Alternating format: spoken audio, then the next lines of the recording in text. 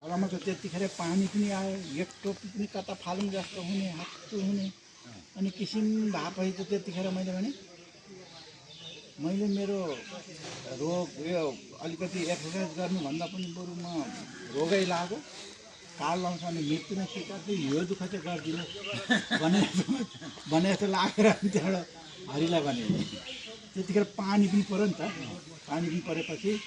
अनि त्यतिखेर मलाई एउटा यस्तो खालको डर पनि लाग्यो, खोलाभित्र छ, अब त्यो पानी परेपछि अब त्यहाँनिर अब ठुलो भल बढ्दै जान्छ, म हत्तफुत्त पाखामा निस्किनु सक्दिनँ, अनि मेरो घुँडा आउँछ होला,